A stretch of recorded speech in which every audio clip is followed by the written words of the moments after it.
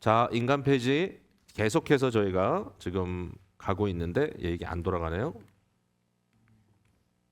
네. 뭐 계속해서 지금 복습을 하는데요. 제가 복습을 반복해서 하는 이유는 이제 반복을 해야 훈련이 되고 기억에 남는 건 너무 확실하니까 말씀을 드리는 거고, 이 책을 뭐 우리가 어떻게 다 기억하겠어요. 근데 이런 그림들이 여러분 머릿속에 남아 있다면 앞으로도 굉장히 도움이 될 것 같아요. 그래서 이제 우리가 첫 장 속에서 봤던 것은 뭐냐면 말씀드린 대로 헬라의 철학에서부터 오는 인간에 대한 어떤 이미지죠. 그래서 인간은 머리와 가슴과 배로 형성되어 있는데, 이 머리는 생각하는, 이 띵킹하는 거고요, 사고하는 거고, 그 다음에 배는 욕망하는, 일종의 욕망, 그런 어떤 그 디자이어죠. 그런 걸로 이야기한다면, 가슴은 뭐냐면 가슴은 이 머리와 배를 이어주는 훈련된 감성이라고 이렇게 표현하고 있죠. 여기 보니까 가슴은 객관적인 가치 인식에 따라, 그러니까 뭐가 옳고 뭐가 그르다라는 이 객관적인 판단을 할 수 있는 이제 그러한 의식에 따라 거기에 올바르게 반응하는 거죠. 예를 들어서 내 배에서 어떤 욕망이 올라오는데 이것은 옳지 않다라고 생각되면 그것을 차단해낼 수 있는 이제 그러한 훈련된 감성을 의미하는 거죠. 그래서 이 훈련은 습관화돼야 된다. 어린 시절부터 반복적으로 옳고 그른 것이 인식돼야 되고, 그러니까 옳은 것은 하지만 옳지 않은 것은 거절하는 그러한 훈련을 거의 습관화해 나가는 것. 그래서 어떤 일에 대해서 나의 감정이 어떻게 반응하는지, 이것은 이제 습득된 것이잖아요, 이런 것은. 그래서 이것이 잘못되면 결국 나중에는 이제 아무것도 안 된다, 이런 생각이 듭니다. 그래서 요거를 지금 굉장히 강조해 주고 있다. 그래서 객관적 가치의 존재를 인식하고 그것에 따라 이 도덕성을 형성하는 것이 되게 중요하다라는 것입니다. 미국에서 성장하는 우리 아이들 보면 대체적으로 인성 훈련에 대해서는 크게 학교가 신경을 안 쓰고 있는 것 같습니다. 그래서 아이들이 조금 어떤 때 보면 얼빠진 아이들처럼 보입니다. 예, 공부는 제법 하는 것 같은데, 근데 공부하는 머리하고 나머진 전부 다 욕망밖에 안 보이는. 그래서 이 가슴에 어떤 인성 훈련이 제대로 되지 않은 것 같은 그런 좀 안타까움이 있어요. 제가 최근에도 그런 걸 좀 느꼈는데, 남의 얘기가 아니라 바로 우리 얘기입니다만은. 그래서 이걸 어떻게 할까? 그 아이들이 거의 다 지금 중요한 이런 훈련, 습관, 이런 인성의 형성 이런 것보다는 거의 그 빈 시간에 이제 영상 속에 빠져 있고, 부모들 입장에서도 이제 귀찮아서 그런지 모르겠지만 아이들이 그거 주면 가만히 있으니까 거의 뭐 물론 학교에서도 요새는 거의 다 뭐 이제 아이패드나 이런 거 갖고 다 공부를 합니다만은, 이제 집에 와서도 상당히 많은 시간을 자기가 보고 싶은 영상 보지 말라 그러면 지루해하고, 그러니까 뭔가 이렇게 그 안에서 인격 형성보다는 굉장히 많은 스티뮬레이션을 받고 그냥 빨리 그냥 지나가는 이러한 형태의 모습인 것 같아서, 이 고전적인 훈련, 이 소위 고전 훈련, 클래시컬 에듀케이션에 강조되고 있는 것은 이렇게 여러 방면이 조화된 좀 인격 형성을 되게 강조하고 있거든요. 그래서 그 부분이 좀 필요하다. 이걸 우리가 인식하면 좋겠고요. 여러분들이 요 얘기를 시간이 되면 자녀들에게도 좀 하십시오. 야, 사람은 머리로만 사는 것도 아니고 배로만 사는 것도 아니고 사실 이 훈련된 어펙션, 감성이 있어야 되는데 이거를 하는 것은 절대로 하루아침에 되는 게 아니야. 이건 훈련 받아야 돼. 인성 훈련이 중요하다는 것 말씀 나눴습니다. 자, 그 다음에 두 번째는 이제 도에 대해서 얘기했죠. 다오. 이 다오라는 말을 쓴 이유는 서구에 이미 흐르고 있는 이 기본적인 절대적 도덕 사상, 이것을 그대로 이제 루이스는 서구 사람이니까 그러니까 소위 이제 예를 들면 도덕률이라든지 이제 자연법이라든지 이제 이런 말을 썼을 텐데, 내추럴 모럴 러 같은 말을 썼을 텐데, 그것보다는 동양에서 오는 이런 단어를 내가 선택하겠다. 그 이유는 내가 지금 강조하고 있는 이 도덕률은 서구에 있는 개념만이 아니라 동양과 서양을 다 포괄해서 있는 개념이다. 이제 이걸 얘기하고 싶은 거죠. 그래서 이 도를 바로 객관적 가치가 존재한다는 교리, 즉 우주의 어떤 것에 대해서 어떤 태도는 진실로 참되지만 어떤 태도는 정말로 거짓됐다는 믿음이다. 요걸 이제 이 다오, 도라고 그렇게 설명을 했습니다. 그러니까 도를 대신할 수 있는 어떤 윤리 체계는 없다라고 그가 이제 얘기를 했고요. 이제 대신을 하려고 하는 체계를 만들어봤자 결국은 자기 그 비합리에 빠져버리는 이제 그 안에 어떤 일관성이 없는 이런 문제에 봉착하게 되고 결국은 상대주의적인 윤리밖에 안 되는 것이죠. 이게 제일 무섭습니다. 상대주의라는 말은 뭐냐면 이제 절대적이지 않기 때문에 나를 초월하지 않죠. 상대적인 것을 우리가 가질 때는 어떤 우리가 행동을 보통 하냐면은 내 입장에서 모든 걸 다 해석하고 내 입장에서 판단하죠. 그러니까 상대적이니까 뭐 너한테는 아니라도 나는 좋아. 뭐 이런 식이죠. 그러니까 이 소위 상대주의적인 문화 속에서는 이제 절대적인 가치가 없으니까 뭐 옳다 그르다 이런 얘기를 거의 안 하죠. It's right for you, but not right for me. 너를 위해서는 right 할지 몰라도 나를 위해서는 right 하지 않아. 그래서 신앙도 무시하고 어떤 진리에 대한 그러한 클레임 같은 것을 받아들이지 않으려고 합니다. 왜? 자기한테 불편하니까. 그런 거는 사실상 윤리라고 말할 수 없다. 만약에 윤리 의식의 발전이 있다면 그것은 바로 절대적인 이 윤리 의식에서부터 이 도에서부터 나오는 것이다. 그렇게 말씀드렸죠. 그 윤리 의식의 발전은 나중에 우리가 또 이제 요 뒤 부록을 보면서 알겠지만 이 소극적인 것에서 적극적인 것으로 가는 뭐 제가 몇 번 계속 반복해서 예를 들었지만 이제 그 유교적인 가르침은 네가 원치 않는 것은 남에게도 하지 마라. 그러니까 이제 다시 말해서 제가 계속 이렇게 했죠. 패키치지 않는 삶. 그게 좋다라고 얘기를 했지만 예수님은 그런 소극적인 개념이 아니라 네가 받고자 하는 대로 남에게 하라. 굉장히 적극적인 명령으로 말씀하셨다. 그러니까 루이스가 이것은 도덕률의 발전이다. 그러나 사실상 그 중요한 그 판단 기준은 같아요. 예, 내 이웃을 내 몸같이 살아가는 거예요, 그죠? 그러니까 요런 것들을 이제 얘기할 수 있지만 이 기본적인 어떤 도덕률을 이탈해 버리는 새로운 혁신 같은 것은 사실은 도덕률이라고 말할 수 없겠죠. 그러니까 니체 같은 혁신가의 권력 의제에 의한 합리화 이것은 사실은 올바른 길에서부터 이탈이다. 제가 뭐 얘기 너무 많이 했기 때문에 반복하지 않겠습니다. 또 열려면 또 시간 가니까. 자, 그 다음에 이제 자연을 정복하려는 인간의 야망에 대해서 얘기했고요. 이제 벌써 우리가 이제 3장으로 넘어온 거예요.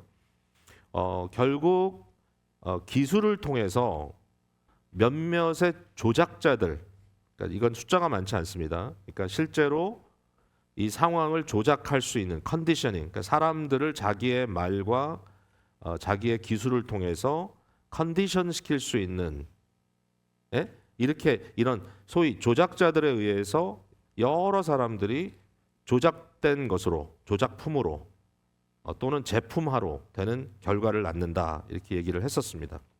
그래서 결국 이제 더 심각한 문제는 사람들 마음속에 있는 이 양심 또 도의식 이런 것조차도 소위 이런 조작자들은 뭐라고 얘기하냐면은 이런 것들은 분석 심리학 같은 것을 통해서 교육시킴으로써 사실 만들어낼 수 있다. 그러니까 양심을 절대화하지 않는 거죠. 그러니까 양심도 만들어낼 수 있는 거죠. 그거 만들어낼 수 있다면 그 내용 자체가 조작될 수 있겠죠. 그런 일들이 계속 반복되는 겁니다. 제가 사실 옛날에 그 아이들과 함께 굉장히 오래전입니다. 아이들과 함께 그 애니메이션, 그러니까 만화죠. 만화로 되어 있는 영화를 극장에서 보고 이게 뭐지 한 적이 있습니다. 그 영화가 디즈니에서 만든 거겠죠. 그 혹시 여러분 기억하세요? 라타투이라는 영화였어요. 라타투이는 쥐입니다. 쥐인데 쥐에 대한 선입관을 극복하고 요리사가 된다는 그런 주제입니다. 내용이. 그러니까 아이들이 처음에는 이제 내용을 보면 거기 나오는 여러 그 만화 인물들이 갑자기 쥐가 출연을 하니까 뭐 아주 기겁을 하죠. 더럽다 그러고. 여러분 식당 안에서 쥐가 나오면 그 식당 또 가겠어요? 안 가죠. 왜냐하면 위생에 문제가 있다고 생각하니까. 여러분 그게 정상적인 반응입니까? 정상적이지 않은 반응입니까? 그게 정상적인 반응이죠. 근데 그 드라마가 끝나고 나면 어떤 느낌이 드냐면요. 영화가 끝나고 나면 쥐는 귀여운 거야. 그래서 쥐가 쿠킹 모자를 쓰고 부엌에서 쿠킹하는 모습이 어도러블합니다. 자, 어린아이들이 이걸 봤어요.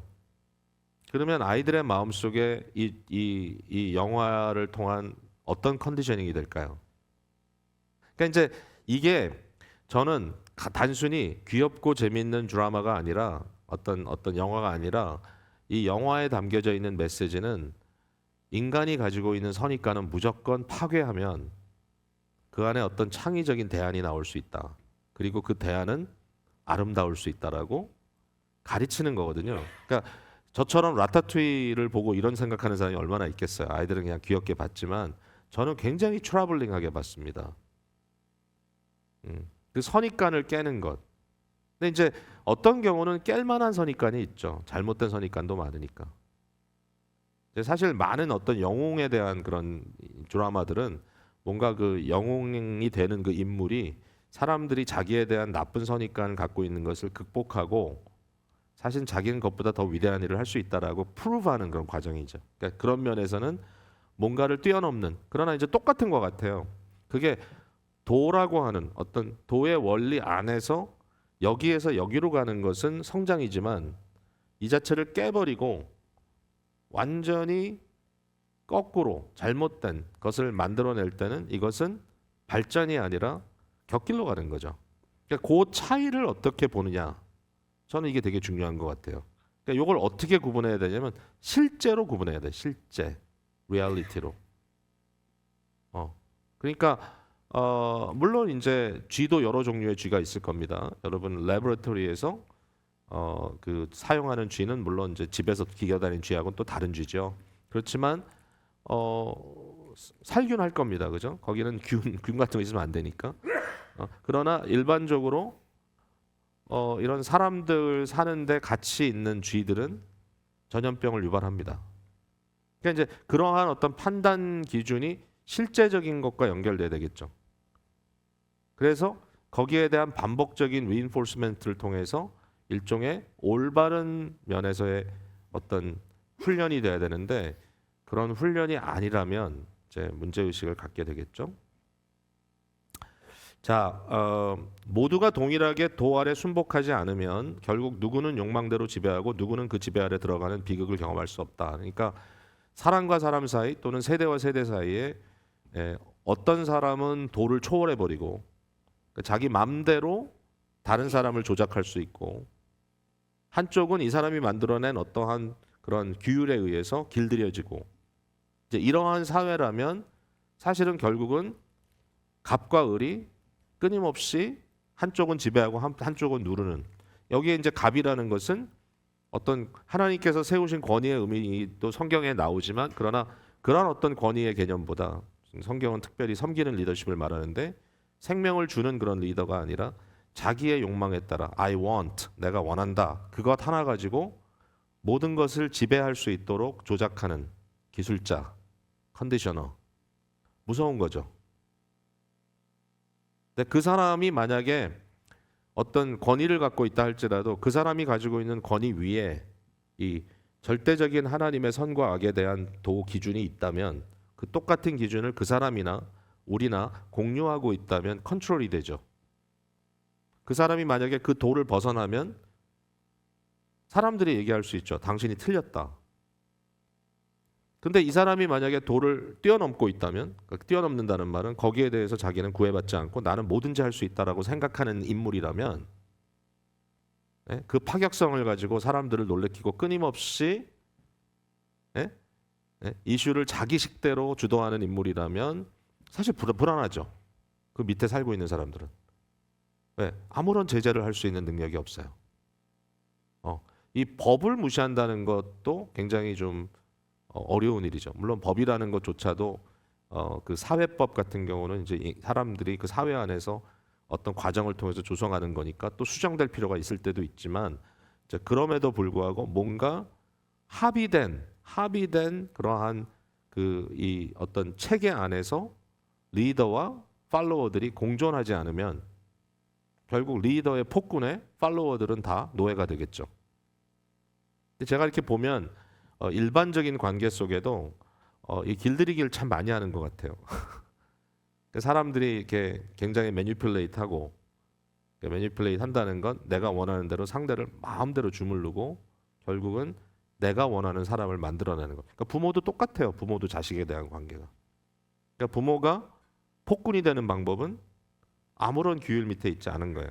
부모와 자녀가 같은 룰 안에서 있지 않기 때문에 부모는 무조건 자녀에게 내가 원하는 대로 너는 따라와야 돼라는 것만 강요한다면 나중에 폭발합니다. 이거는. 이게 굉장히 중요한 부분입니다. 이게 모든 면에 적용이 되는 부분이에요. 자, 새로운 시대의 인간 제작자들이 과거에 같은 일을 시도했던 자들과 다른 점이 두 가지 있다고 말씀드렸죠. 지난번에 첫째는 그 힘은 양적으로 엄청나게 증가되어 있다. 그러니까 거의 전능한 국가, 거의 뭐 완벽한 기술 이런 걸로 무장되어 있기 때문에 하고 싶은 일을 다 해낸다는 거죠. 그다음에 둘째로 더 이제 루이스가 심각하게 생각하는 건 뭐냐면은 이 절대적인 것이 사라진 상태이기 때문에 심지어는 이 저들마저 규제해야 되는 이 양심이라든지 어떤 도의 개념이 이제 완전히 마음대로 조작될 수 있는 것이다라고 생각하기 때문에 이게 더 심각한 문제다. 이러한 인간 제작자들을 루이스는 나쁜 사람이 아니다. 그 사람들은. 그럼 어떤 사람이냐? 아예 인간조차 아니다. 이거 이제 굉장히 레토리컬한 얘기죠. 그러니까 you're bad 이게 아니라 너는 인간도 아니야. 왜? 이것은 이제 인간을 비인간화 만들고 있는 일이기 때문에 그렇습니다. 지배를 받고 있는 사람들도 마찬가지죠. 그냥 불행한 것이 아니라 그들도 아예 사람이 아닌 겁니다. 제품이 되어버린 겁니다. 그래서 결국 인간의 마지막은 폐지되는 겁니다. 더 이상 인간이라고 할 수 없는 그러한 상황이 벌어지고 만다. 제가 이제 요 얘기는 여러분께 드린 거라서 다시 이제 얘기를 합니다. 지난번에 좀 빨리 지나가긴 했는데 인간다움이라는 게 과연 뭔가? 인간다움. 그래서 제가 이제 어려운 질문을 했죠. AI 시대에 기계와 인간을 구분하는 근거, 인간성에 대한 정의. 제가 봤을 때 신학적으로도요. 저는 뭐 신학에 대한 관심 있는 사람이니까 신학적으로도 지금 시대 제일 중요한 주제는 옛날에는 뭐가 중요했냐면은 처음에는 이제 기독교가 처음 이제 시작되고 나서는 뭐가 제일 중요하냐면 기독론이 중요했어요. 기독론. 예수님은 누구신가? 그래서 그가 하나님이냐 인간이냐 이런 거 갖고 이제 막 디베이트를 했거든요. 그 다음에 또 중요한 건 뭐냐면 이제 구원론이에요. 구원론. 그럼 사람이 정말 어떻게 구원을 받느냐? 시대마다 하이라이트 되는 것이 조금 달라요. 그리고 나서 중세기 가가지고는 신론이 굉장히 강조됐어요. 하나님의 존재를 어떻게 증명하냐? 뭐 이런 거 막 갖고 얘기하다가 그 다음에 이제 최근으로 접어들면서 이제 교회론 같은 게 굉장히 중요한 이슈가 됐어요. 교회론. 근데 제가 봤을 때 이제로부터 계속 제일 중요한 과제가 뭐냐면 인간론입니다. 인간론. 인간이 무엇이냐? 인간은 뭐냐? 이것을 신학적으로도 깊이 고민해야 되는 그런 시기에 우리가 지금 와 있다. 뭐 항상 그랬지만 더 그런 것 같아요. 그래서 이제 요거를 저희가 고민해야 된다는 거고요. 제가 이제 프랜시스 셰이퍼를 예를 들었죠. 그래서 이 인간의 어떤 그 문명, 서구의 문명이 절망선으로 떨어졌을 때 이제 이 프랜시스 셰이퍼는 이 젊은 세대를 복음으로 구원해야 되겠다라는 그러한 마음의 포부를 가지고 미국에 있던 분이 갑자기 유럽의 중심부인 스위스로 들어갔죠. 그래서 스위스의 라브리라는 공동체를 만들고 그 라브리라는 말은 이 쉘터란 뜻입니다. 쉘터. 그러니까 뭔가 이렇게 들어가서 쉴 수 있는 나를 막아주는 무엇이 있는 쉘터. 예, 거기 보면은 그 이사야 32장에 보면 장차 임할 왕, 즉 이미 오신 왕이지만 우리에게는 예수 그리스도에 대한 설명 중에 하나가 말 그대로 쉘터죠. 쉘터, 라브리. 그 밑에 내가 쉴 수 있는 왕이다. 그래서 이제 라브리라는 공동체를 만들고 이제 라브리 공동체의 가장 중요한 모토는 뭐였냐면은 honest answers to honest question. 그러니까 정직한 질문에 대한 정직한 답. 어떤 질문을 해도 좋다. 교회의 어떤 전통적인 형태를 깨고 이 계속해서 이제 강의하고 서로 소통하고 질문하고 답하고 상담하고. 그 라브리 공동체에 들어가면 일정한 기간 동안에 커밋하고 들어가거든요.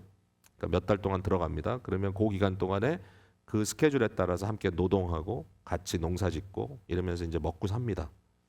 그렇게 살아가면서 매일마다 수업을 합니다. 매일마다 토론을 합니다. 매일마다 서로 머리를 맞대고 고민합니다. 이제 거기에 중요한 질문이 뭐냐면 인간답다는 것이 무엇이냐. 그래서 인간성을 회복하기 위한 굉장히 정말 치열한 이 고민을 하는 공동체를 만든 거예요. 그리고 이제 이 셰이퍼는 자기가 가르치는 모든 내용들을 계속해서 책으로 써냈습니다.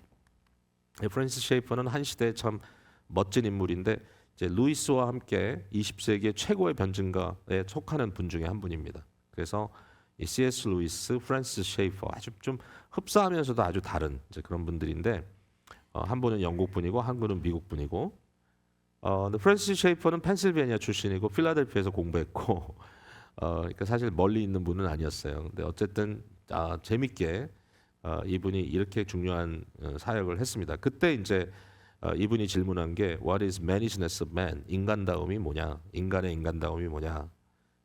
그것이 결국 이제 독특한 품격으로 짐승과 기계와 구분되는 것이다. 여기에 포함되는 것을 인간의 인격성, 창의성, 합리성, 도덕성 또는 사랑 또는 의미와 의의에 대한 깊은 갈망. 그러니까 인간은 의미가 없는 일은 계속 반복 못한다.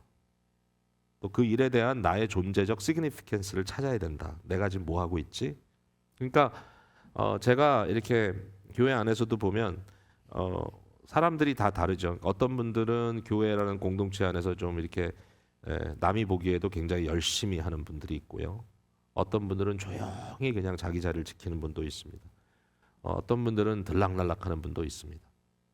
그러니까 다 달라요. 근데 이제 리더의 입장에서는 제가 누가 눈에 들어오겠어요? 어떤 사람들이 아무래도 이제 열심히 하는 분들이 눈에 들어오겠죠. 근데 이제 그게 좋으면서도 한편은 템테이션이죠. 그 템테이션은 뭐냐면 결국 목회에 열심을 내고 도움이 되는 사람들이 중요하다. 근데 이제 사실은 이제 교회의 목적 자체가 이제 각 지체들을 다 하나님의 그 예수 그리스도의 몸의 일부로 영입하고 또 양육하고. 그러니까 이제 고린도전서에 바울이 말하기를 연약한 지체가 더 싸매어 줘야 된다. 더 아름답게 해줘야 된다. 근데 이제 제가 이제 얘기를 하는 건 뭐냐면 정말 조용히 계시는 분들.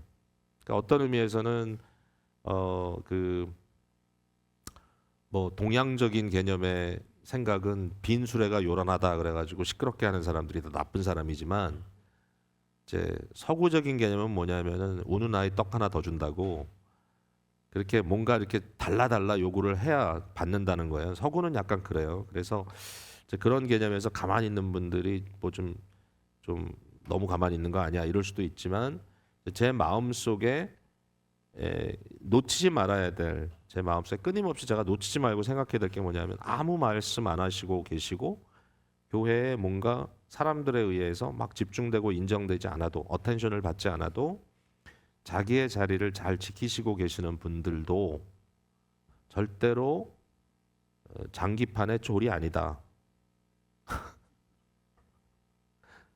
이해하시는 제가 하는 말이? 그러니까 그분들도 자기의 의미와 자기의 의의에 대해서 고민한다는 거예요. 모두가 다 인간이기 때문에 그래요. 띵이 아니고 물건이 아니기 때문에. 그러니까 나는 뭐지? 나는 누구지? 나는 왜 이렇게 하고 있지? 자기가 말을 하지 않는 것도 결정이죠. 어떻게 보면. 저는 어떤 의미에서는 뭐 크게 요란하지 않아도 그 자리를 꾸준히 지키시는 분들이 되게 귀해요.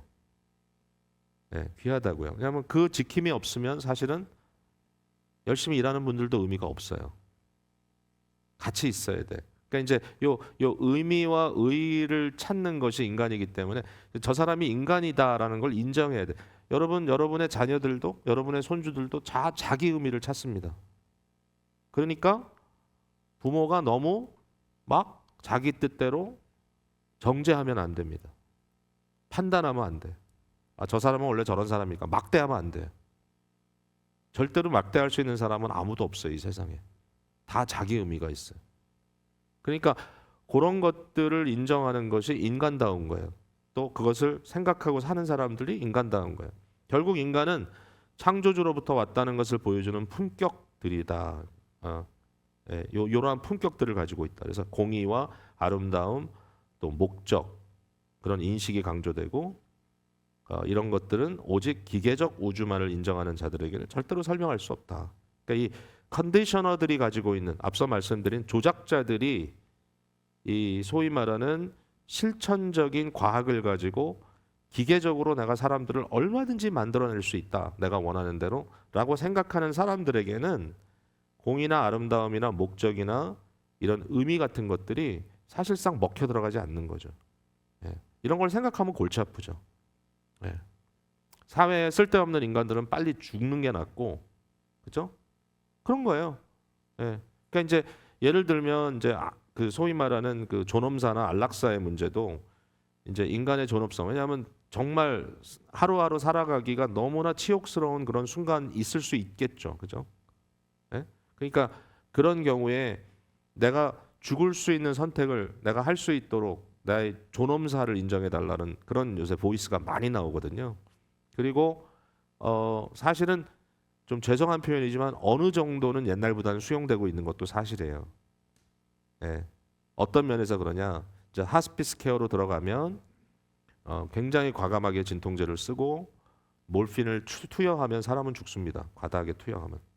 옛날 같으면 이제 윤리적인 측면에서 그거 어떻게 해야 되냐. 근데 이제 고민은 되는 거예요. 이미 이 하스피스라는 건 뭐야? 내가 이제 조용히 있다가 더 이상 치료받지 않고 나의 생애를 마치겠다 이런 과정에 있는데 통증이 있으면 사실은 안 되니까 그 통증을 매니지해 주는 거죠. 편안하게 가시도록. 그렇잖아요?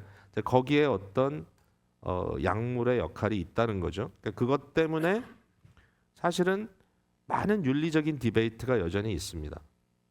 그것보다도 아예 나의 선택에 따라서 나는 오늘 가겠다. 그러면 나한테 이 죽을 수 있는 그러한 어떤 그 결정권을 받을 수 있느냐.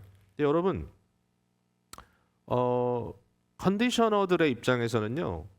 아니 하루에 병원에서 그 비싼 병실에 호흡기 차고 이거 다 해놓고선 하루를 지내면 거기에 소요되는 비용이 얼만데 기하급수적이거든요. 1, 2천 불이 아니에요. 그러니까 사회의 비용을 생각하면 어차피 생산성이 없고 오래 살지 못할 사람들은 빨리빨리 처분하는 게 낫지 않겠나. 분노가 생깁니까, 여러분? 마음속에 어때요? 그러니까 이 사람들의 마음속에는 이제 조작하는 이 기계적 우주 속에서는 계산밖에 안 나오는 거예요. 요새는 많이 인슈런스 컴퍼니가 계산만 하고 있죠. 그래서 이런 것들에 대한 문제가 이게 남의 문제가 아닌 거예요, 지금. 이런 이슈가. 이런 이슈가 현재적인 이슈고 기계로 또는 돈으로 사람들을 조작하고 만들 수 있는 그러한 상황과 정치적인 힘들이 자꾸만 쏠리기 때문에 이런 상황 속에서 인간을 지켜나간다고 하는 것은 절대로 쉽지 않다. 여기에 대해서 적어도 교회라면 크리스찬이라면 양심의 소리를 내야 될 때가 있는 거죠. 그렇죠? 계속 우리는 그런 얘기를 하는 겁니다. 복음은 뭐냐? 우리를 영원한 존재로 인식시키고 절대로 이 세상에 있다가 버려지는 인간이 아니고 하나님은 우리를 향하여 영원한 아름다운 계획을 갖고 계시고 우리 모두가 다 그러한 존엄성을 지니고 있다. 복음은 달라요. 복음은 컨디셔닝 되는 게 아니에요. 복음은 우리를 존귀케 만들어주는 거예요. 그래서 너무 귀한 거예요. 이 시대는 복음을 들어야 돼. 사람들은 자꾸 이상하게 물질주의적이고 돈만 많으면 된다고 생각하고 무조건 편안하면 된다고 생각하고 내가 원하는 내 배를 만족시키면 된다고 하고 그것을 해주는 것으로 만족한다. 근데 여러분 배만 부르는데 아무 생각 없이 살면 더 이상 인간이 아니죠. 사료 먹는 거죠. 사료. 사료 당하는 겁니다, 여러분. 그런 생각하면 좀 끔찍하죠. 결국 나를 모이 주는구나. 그러니까 이러한 고민들이 이제 우리에게 계속 있다라는 거죠.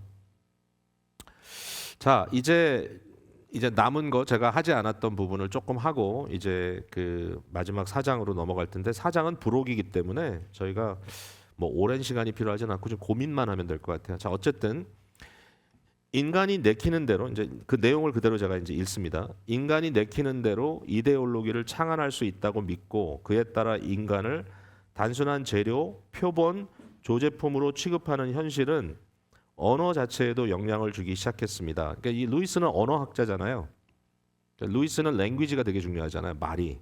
그러니까 이제 갑자기 이제 여기 톤을 바꿔가지고 사실은 이처럼 인간을 제품화하는 것은 오늘날 언어 속에서도 발견할 수 있다. 그러면 이제 몇 가지 샘플을 줍니다.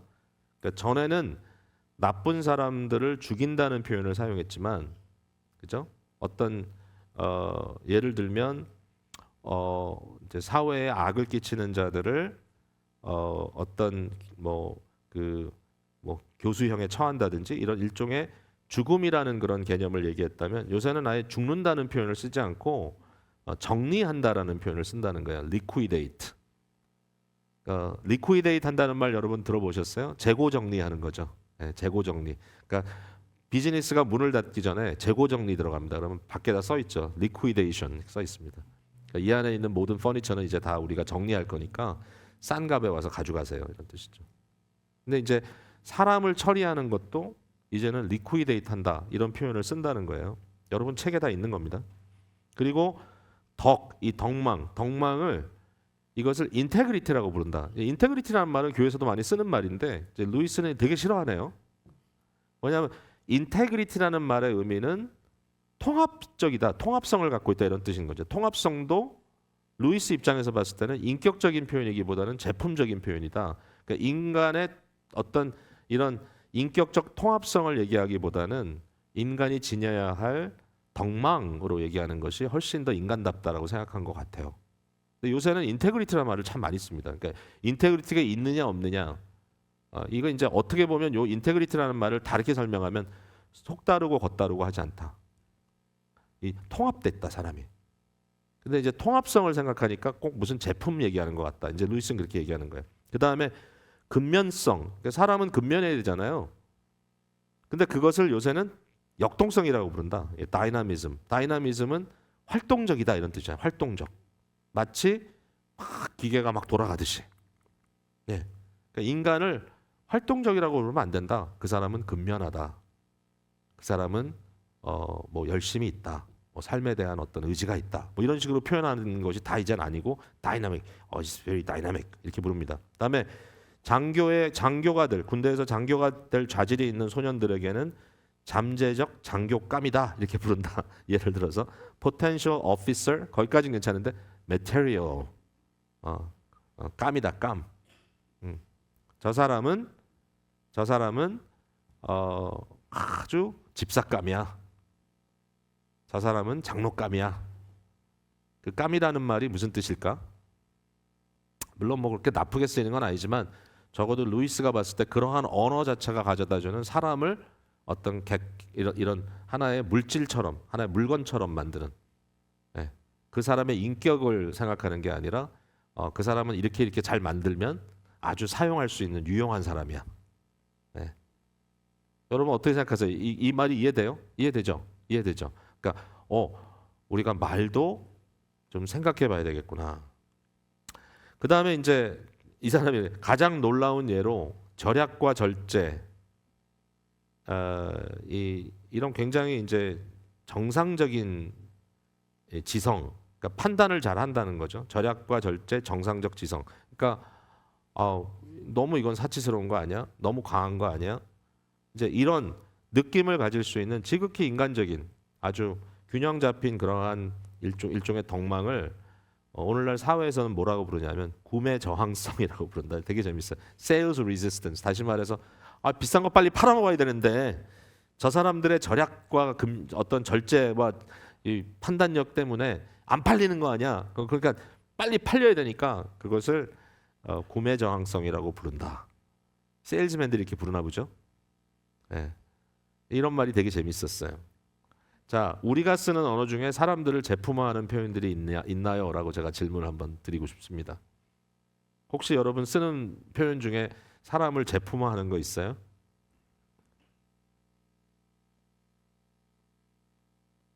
뭐 그냥 얘기해 보세요. 여러분은 그런 말 전혀 안 하시나 보다. 예.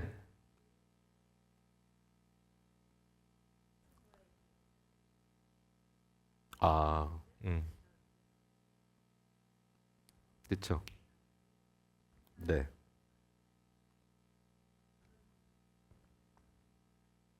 맞아요. 네, 사람을 그냥 제품화 만드는 거예요.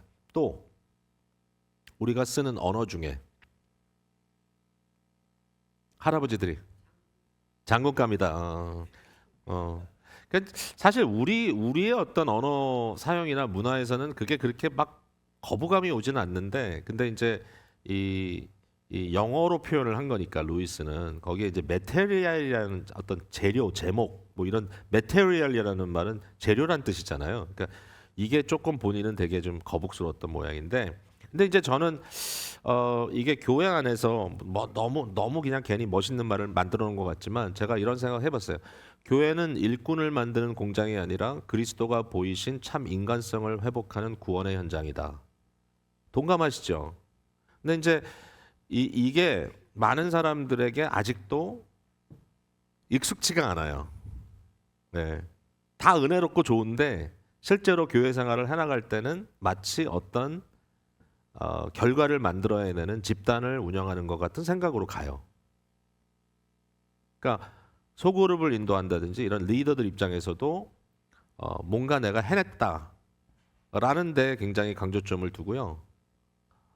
제일 제가 사랑하는 분이 들어오셨네요. 많은 사람들이 쳐다보고 있어요. 네.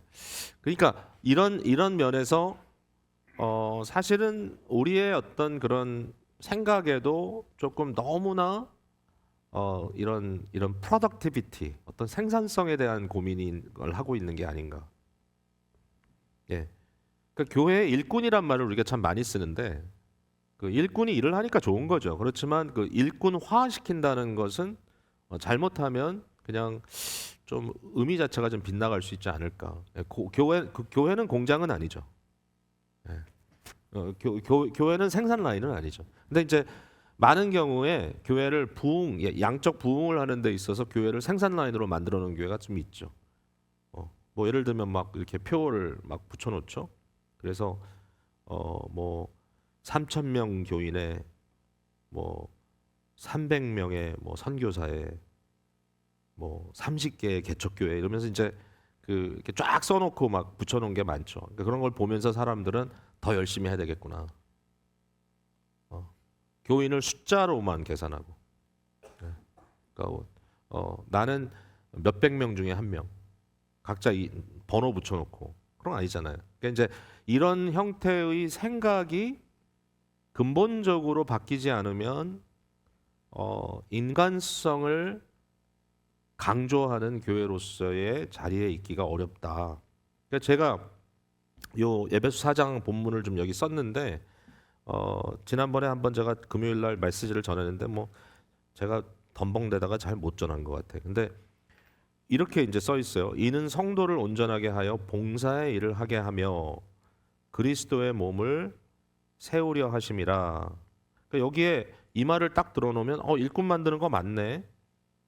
봉사의 일을 하는 거 맞네. 근데 여기에 이제 놓치지 말아야 될 게 있어요. 그러니까 요 앞에 뭐가 나오냐면은 우리 주님께서 어떤 사람들을 교회에 사도로, 선지자로, 그 다음에 복음 전하는 자로, 목사와 교사로 세웠다 이렇게 써 있거든요. 그러니까 이제 그러한 어떤 특별한 기능인들을 교회에 세우신 이유는 그들로 하여금 성도를 온전케 하며 봉사일을 하기 위함이다. 이렇게 이제 써 있는 거예요. 자, 그런데 바울 사도는 뭡니까? 사도죠. 그러니까 바울이 자기 얘기하는 거예요. 내가 왜 세움 받았냐? 이제 스스로를 예수님께 사로잡힌 종이다 이렇게 얘기하고 나는 교회에 준 선물이다 이렇게 표현을 했어요. 근데 나는 왜 이런 존재로 살아가느냐 하면은 나의 목적은 나뿐만 아니라 교회에 있는 모든 성도들을 이 봉사일을 하기 위해서 그리스도의 몸을 함께 세워나가기 위해서 나를 먼저 세웠다 사도로. 그런데 요 일이 뭐냐는 거예요. 봉사의 일이. 예, 봉사의 일이 물론 여러 가지가 있죠. 교회 안에 아주 브레이크다운하면 구체적인 일들이 있죠. 손으로 해야 될 일들이 또 머리로 해야 될 일들이 있죠. 그런데 더 중요한 게 뭐냐면은 우리가 다 합니다. 우리가 다 사도든 선지자든 복음 전하는 자든 목사나 교사든 또는 그 사역에 도움을 받아서 디아코니아 이 봉사의 일을 하여 그리스도의 몸을 세워나가는 사람이든 그죠? 주는 자든 받는 자든 결국 우리가 궁극적으로 해야 할 일이 뭐냐면 우리가 다 all of us 모두 다 똑같이 하나님의 아들을 믿는 것과 하나님을 아들을 아는 일, 그리스도를 아는 일에 하나가 되는 것.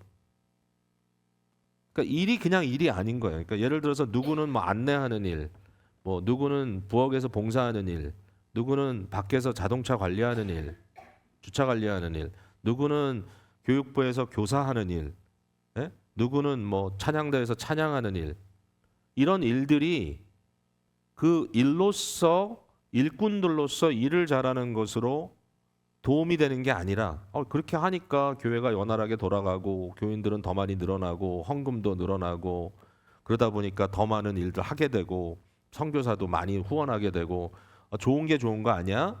근데 어디까지 가는 거예요? 그건 계속 확장하면 뭘 위해 하는 거예요? 여러분 선교사 300명이 중요한 게 아니라 그 선교사를 통해서 사람들이 인간성이 회복되는 게 중요한 거 아니에요? 선교지에도. 에? 여러분 제가 지금 계속 강조하지만 뭐 인도에서 미얀마에서 캄보디아 그분들이 한 분 한 분 온다고 해서 여러분의 가치와 그분들의 가치가 어떻게 비교됩니까? 우리는 다 가졌는데 그 사람들은 가난해. 우리가 도와줘야지. 제가 계속 그렇게 생각하지 말라 그러잖아요.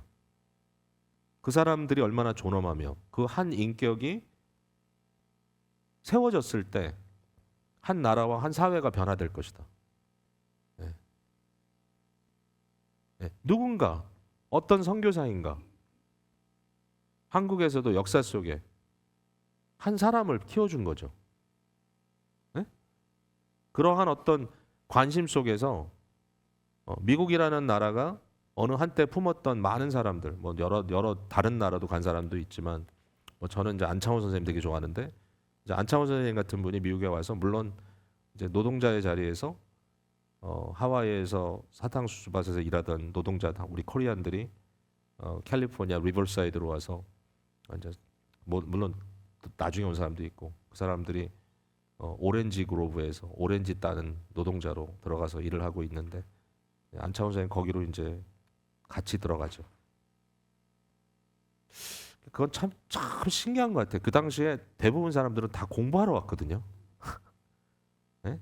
이승만 우리 선생님은 프린스턴으로 가고 또 조지 워싱턴 가고 서재필 선생님도 결국 이제 좀 일찍 오셨지만 또 공부하시고 뭐 그 당시에 어떤 분들은 에머리 대학으로 어떤 분들은 밴더빌트 대학으로 그 소위 한국의 그 유명한 나중에 YMCA 뭐 대표 되시고 이런 분들이 다 그렇게 미국에 불러서 무상으로 공부하시고 다 가신 분들인데 우리 안창호 선생님 같은 분도 공부하러 왔거든요. 공부하러 왔는데 공부하기보다 노동자들과 함께 공동체를 만들고 거기 그들과 함께 살아가면서 그 사람들을 일깨우는 일, 의식을 여기에서부터 한국은 독립이 된다 이렇게 생각하신 거예요. 그 한 100몇 명이 살던 그런 커뮤니 있어요. 리버사이드에 가면 거의 최초의 한인들의 그 공동체입니다. 미국에. 네. 근데 감동스럽죠. 근데 이제 중요한 건 뭐냐면 그런 한 사람이 미국의 어떤 주류에 있는 사람의 눈으로 봤을 때는 별 볼 일 없는 사람이에요. 별 볼 일 없어요. 뭐 보잘것 없어요. 까무잡잡하고 키 조그맣고 배운 거 별로 없어 보이고 영어도 제대로 못하고. 근데 그런 사람들이 결국은 한 나라를 바꿔요. 그래서 생각을 바꿔야 돼. 선교라는 것을 그냥 가난한 사람들 무더기로 먹여 살리는 거다. 그거 아니에요. 그 사람들에게 새로운 소명을 주고 복음적 사명을 주고 그 일을 통해서 나라를 바꾸는 이러한 일을 할 수 있도록 우리가 같이 서주는 것. 너무 멋있잖아요. 그래서 결국은 온전한 사람을 이루어 그리스도가 충만한 성인의 신장, 장선한 분량에 이르는 단계까지. 그러니까 그리스도가 충만해지는, 그리스도를 온전히 닮아가는, 거기까지 이르는. 그래서 오직 사랑 안에서 참된 것을 하여 범사에 그에게까지 자랄지라. 이게 일이라는 거예요. 그리스도까지 자라가는 것. 그는 머리니 곧 그리스도라. 각 지체의 분량대로 역사하여 그 몸을 자라게 하며 사랑 안에서 스스로 세운다. 이 스스로 세운다는 말도 되게 중요합니다. 그러니까 공동체는 누가 해주고 누가 받고 하는 것이 아니라 모두가 다 함께 그리스도의 지체로서 그리스도의 몸을 세워나가는 그 일을 하는 것이다. 이렇게 표현한 이유가 있죠. 우리가 벽돌 쌓는다는 얘기도 안 하고 인격적인 그리스도의 그 풀한 장성한 분량까지 함께 성장해 나가도록 만드는 것이 교회다. 그리스도가 보이신 참 인간성을 회복하는 구원의 현장이 교회다. 각자의 의미와 의의를 찾아가는 것. 이거는 물량적 어떤 제품을 만드는 거하고는 아주 다르죠. 예. 심지어는 제자 훈련을 3년 동안 해낸다. 이것도 제품 만드는 개념이 너무 많아. 이거 단계적으로 하면 뭐가 되겠지? 그럼 나중에 뭐 하는 거예요? 여러분, 제자 훈련의 마지막 단계가 뭔지 아세요? 제자 훈련 받아보셨어요? 3년짜리? 우리 교회에서는 안 하니까 모르죠. 제자 훈련에 단계가 있습니다. 첫 번째 들어가면 무조건 순종 훈련합니다. 순종 훈련, 말씀의 순종. 그리고 나서 뭐 이제 쭉 가다가 성경 내용 가르치고 마지막 게 뭐냐면은 전도 훈련입니다. 결국은 제자를 만드는 게 뭐냐? 사람을 리프로듀스하는 것, 전도하는 것, 다른 크리스천들을 교회로 불러들이는 것. 그게 나쁜가요? 나쁘지 않죠. 전도하는 게 얼마나 좋아요. 근데 전도 훈련, 그 훈련에서 뭐 하자는 거예요? 사람이 다 나 이번에 10명 전도했어. 숫자로 바뀌었잖아요, 갑자기. 그거 문제 안 돼요? 아니, 그래도 전도 안 하는 것보다 하는 게 낫지 않습니까? 맞죠. 근데 이 마음의 동기나 어떤 하는 방식에 있어서 생각 자체가 너무 도구화되어 있고 너무 제품화되어 있어. 그러니까 이런 것들에 대해서 좀 고민해보는 그런 교회가 돼야 되지 않겠어요? 알아서 하면 되는데 제가 자꾸 이런 얘기를 너나 잘하세요 그러잖아요, 여러분. 지금 너나 잘하세요. 문제는 당신이에요. 그렇게 얘기하는 성도들이 많을 것 같아요. 자, 도를 단순히 주관적인 생산품으로 간주하기 시작한다면 도마저도 인간의 자기 정복이란 조작자들이 조건화된 재료로서의 인간을 지배한다는 의미일 뿐입니다. 말이 좀 어렵네요. 조작자들이 결국은 재료로 만든 인간, 재료화된 인간들을 지배한다는 의미밖에 없다. 지금 모든 나라들의 거의 모든 사람들은 어떤 이들은 의도적으로 또 어떤 이들은 의식하지 못한 채 바로 이런 인간 이후의 세상을 만들어내려고 애쓰고 있다. 모든 나라의 사람들이 이걸 하고 있는데 어떤 사람들은 알고 의도적으로 이렇게 하기도 하고 어떤 사람들은 알지도 못하고 이렇게 하고 있다. 예. 우리 대한민국의 리더들은 알고 할까요? 모르고 할까요? 예. 우리 미국의 이 위대하신 트럼프 대통령은 알고 할까요? 모르고 할까요? 젤렌스키 길들이게 하고 있던데. 그렇죠? 오늘 신문에 떴더라고요. 우크라이나 전쟁 지원 끊었다고. 화요일 오늘날로 캐나다의 20%, 멕시코의 10%, 그다음에 중국의 10% 증가해서 또 20%, 25%인가? 하여튼 그래가지고 이제 관세를 다 올렸습니다. 선포됐어요. 그럼 그 다음에 어떡하냐? 사실 이게 다들 그렇게 생각하죠. 이건 길들이기야. 결국은 무릎 꿇라는 거야. 감히 미국의 경제와 붙어가지고 무슨 트레이드 워를 한다고? 캐나다가 미국에서 올라오는 100만 개 제품에 세금 붙인다고 붙었습니다. 맞붙었어요. 캐나다가 미국 해서 되겠어? 출혈이 클 텐데. 근데 이제 미국은 지금 다 길들이게 합니다. 그러니까 이게 뭐 이렇게 해야 되나요? 모르겠어요. 저는 뭐 저는 잘 모르겠어요. 뭐 정치를 잘 모르니까 정치도 모르고 뭐 경제도 모르고 뭐 사실 경영도 모르고 그러다 보니까 여기에 대한 내면적인 어떤 중요한 의미가 뭔지 모르겠지만 근데 그건 알아요. 1차 대전, 2차 대전 그 특별히 이 모든 유럽의 큰 전쟁에 있어서 그 전쟁이 발발하게 된 굉장히 중요한 이유가 관세였다는 걸. 결국은 관세 전쟁이 실제적인 전쟁으로 가는 거죠. 그러니까 이러한 상황 속에서 정말 누가 감히 미국의 아메리카에 붙겠어요? 아메리카를 대적하겠어? 우리가 힘이 있으니까 한번 밀어붙여 보겠다. 그래서 아메리카 first. 미국만 잘 살면 된다. 이제 이러한 생각들이 지금 막 밀고 가고 있다면 좀 고민이 되는 부분이 뭐냐면은 그러면 인간에 대한 어떤 인간성에 대한 인식, 예, 인간적으로 사람을 대하는 것,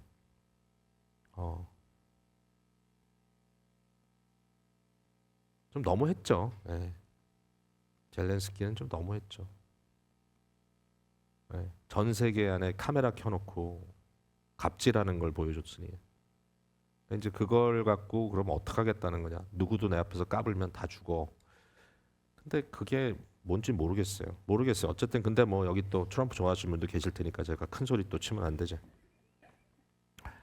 아니 뭐 절대로 생각에 다른 거는 저는 그렇게 생각해요. 왜냐하면 어떤 성향 그런 거는 다 배경과 다 관계가 있기 때문에 쉽지 않은 거 아는데 근데 어떤 행동이나 아이솔레이트한 행동이나 어떤 취한 방향 이런 거에 대해서는 사실 그래도 좀 비판할 수 있어야 되지 않을까? 그러니까 이제 인간 이후라는 말이 되게 재밌죠. 포스트 휴머니티. 포스트 휴머니티. 인간 이후. 그러니까 인간 이후의 모습은 뭐냐면 어떤 권력자의 욕구에 따라 도구화된 인간, 제품화된 인간을 말한다. 인간 이후. 더 이상 인간이 아니. 인간 이후의 존재가 돼 버려.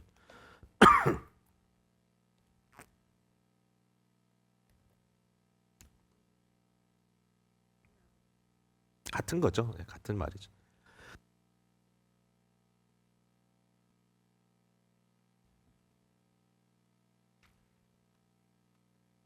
그다음에 과학에 대한 얘기를 좀 하는데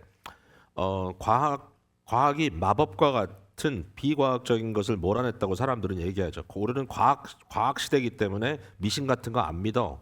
그런데 현대 응용과학은 사실은 이 매직, 이 미신이 말하는 매직과 같은 목적을 지녔다라고 이제 루이스가 얘기를 합니다. 그러니까 결국 미신이나 어떤 모든 것을 도구화시키고 제품화시키는 과학이나 목적이 같아졌다는 거죠. 이렇게 얘기를 합니다. 과거 현인들의 중심 과제는 그러니까 이제 현인들은 이제 덕스러운 사람들, 소위 덕망을 지닌 사람들의 가장 중요한 숙제는 뭐였냐면 어떻게 영혼을 이 실제라는 건 이제 다오를 얘기하죠. 도에 순응시키느냐는 것이었고 그 해결책으로 제시된 예가 바로 지식, 그러니까 공부하는 것, 자기 훈련, 덕 같은 것이었습니다. 그런데 반면에 이런 것이 아니라 마법에 의존하는 사람들 있잖아요. 매직을 하는 일종의 미신, 굿하는 거. 예? 이런 것은 뭐냐면 어떻게 실제를 어떤 이 도를 사람들의 욕망에 굴복시키느냐. 그러니까 사람이 원하는 대로 어떻게 이 모든 것을 사용해 먹을 수 있느냐. 여기에 관심이 있다는 거죠. 매직은 이런 거예요. 여러분 그 샤머니즘이죠. 샤머니즘은 무속 종교인데요. 무속 종교는 영적인 세계를 얘기하지만 사실은 영적인 세계를 이용해서 물질 세계를 움직이는 거예요. 그러니까 샤머니즘은 굉장히 물질적이에요. 굉장히 매테리얼적이에요. 그러니까 이제 그 한국에 점치는 거나 뭐 이런 모든 미신이 결국은 물질적인 복에 연결돼 있어요. 그러니까 영성이 없어요, 거기서 사실은. 뭐든지 다 가능해. 이걸 이용해서 어떤 힘을 이용해서 내가 원하는 걸 얻을 수 있다면, 그죠? 그러니까 한국 교회가 샤머니즘의 영향을 받은 게 뭐냐면 그 물질적 복에 대한 도구로 종교를 사용하는 거예요. 그게 샤머니즘적이에요, 그게. 그렇죠? 그래서 샤머니즘이 말하는 매직은 결국은 다 테크닉이에요, 테크닉. 수리수리 마수리 맞나? 그래가지고 뭐 열려라 깨 해서 뭐가 열려. 오, 그걸 이뤘어. 그러니까 이런 식의 생각으로 가는 것. 그러니까 이것이 이제 매직인데 문제는 뭐냐면 오늘날 소위 말하는 applied science, 응용 과학, 심리학을 포함해서 사회학을 포함해서 이러한 과학들이 매직과 똑같은 일을 하고 있다는 거죠. 결국은 테크닉을 발휘해서 인간의 욕망 아래 모든 것을 다 복종시키는, 심지어는 가장 중요한 인간의 양심이나 도의식 또는 도덕률까지도 복종시키려고 하는, 인간이 원하는 대로 사용하려고 하는 이러한 상황 속에 가 있다. 그래서 루이스가 재밌는 이 괴테의 자연에 대한 접근법을 하나 얘기하는데 지금 거의 이제 마쳤거든요. 그러니까 이제 5분만 쉬고 다시 하죠. 아유, 새벽기도 이후에 다들 피곤하신 거는 오늘 좀 피곤하시네요. 그 여러분 그 르네상스 맨이라는 말을 아세요? 르네상스 맨이라는 말? 르네상스 맨. 그 말이 무슨 말인지 아세요? 박지사님.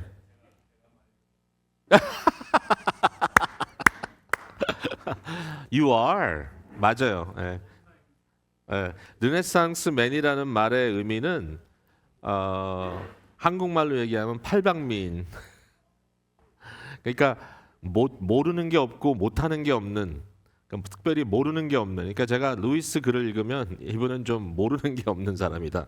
이런 생각이 드는 부분이, 예? 예. 여기 보면 이제 이런 얘기를 합니다. 자연에 대한 새로운 자연과학이 필요하다.